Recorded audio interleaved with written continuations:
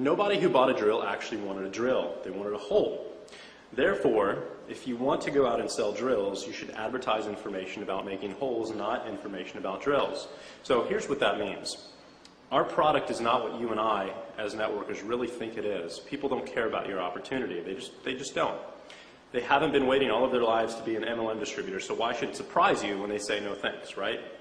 So what they do care about is finding a solution to their problem, whether that be a lack of money, time, family, whatever, right? Your job is to position your opportunity as the solution to that problem. But you've got a couple hurdles to jump over in order to do that successfully. Hurdle number one is that you can't sell. Hurdle number two is that people hate to be sold, right? Hurdle number three is that they're rarely going to see you as a complete stranger as anything more than a salesperson trying to get their hands into their wallet. So the solution to your problem is in the quote above, and here's what it means. Nobody who bought a drill actually wanted a drill.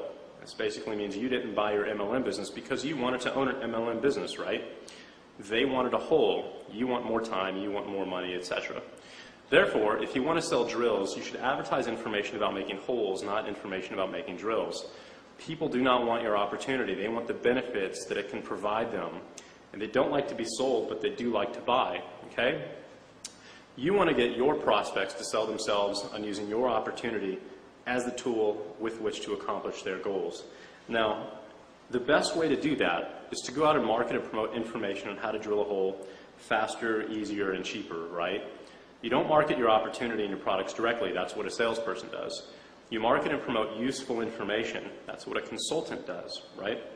Put yourself in the prospect's shoes for a minute and pretend that you're researching your opportunity online.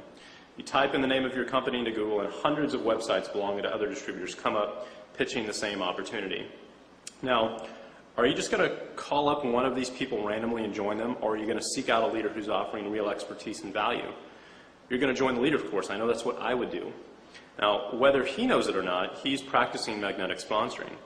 And with a few very specific tweaks to his marketing pieces, he's basically separated himself from every other distributor in his entire company and found a way, again, to get invited into his prospect's world, and that's our goal here. Now, in fact, let me share a very real-world story with you that might help you fully understand this concept. A couple of friends of mine, Brad and Amber, bought a very nice 1.3-acre lot of land in the Texas Hill Country, just south of Austin, with a very gorgeous vista in the back overlooking the hills. A golf course is in the works. There's a small lake stocked with bass necks, and his next-door neighbor is actually the ambassador to Mexico.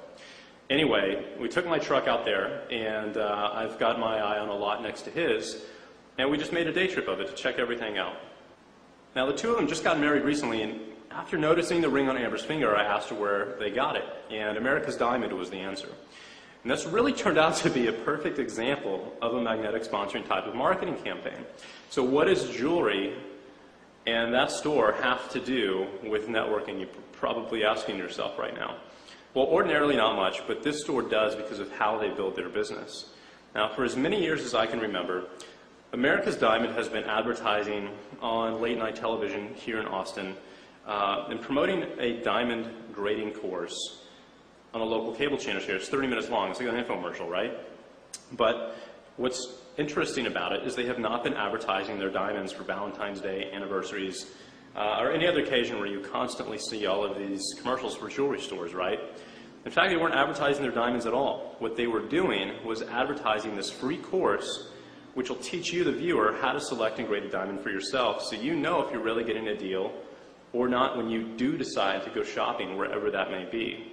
So I hope you really see what they've done here. Do you see how smart these guys are? Because instead of positioning themselves as just another jewelry peddler like everybody else out there, they've really positioned themselves as experts who freely give their help and guidance, which then builds trust and a relationship with their viewers. Now, they're basically saying, I don't want your money now, I want to help you first. And the end result is that they basically destroy the competition. America's Diamond is now the largest diamond dealer in the entire country. And the moral of this story is that when your audience sees you as an expert who wants to help, instead of a salesperson that's just after a sale, they're gladly going to come and pursue you as soon as they're ready to make that purchase. Experts never have to advertise. They never have to promote a sales pitch. Yet somehow, in a funny way, right, they always seem to have a line of eager customers waiting outside their door. So it's the greedy, short-sighted, selfish bunch who have to constantly hawk their wares day in and day out. So stop advertising your opportunity and start advertising your expertise and your knowledge. In the phone scripts that you use, the sizzle calls that you plug your leads into, the emails that you send, the conference calls that you hold, the cover letters that you write, everything you say or do needs to enhance your position as an expert and a leader who can show your prospects exactly how to get what he wants. Because that reason, and that reason alone, is why your prospects are going to join you. So which type of person are you right now? Are you one of the thousands of other reps using the same replicated sites provided by your parent company? Are you just calling leads and plugging them into a conference call like everyone else?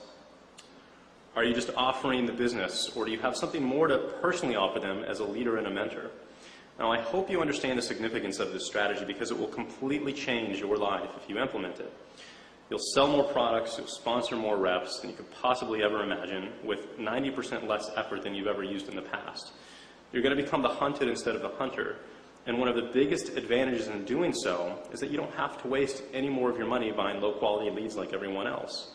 Now, speaking of lead generation, let's dive into that real quick because there are very few things out there that really work.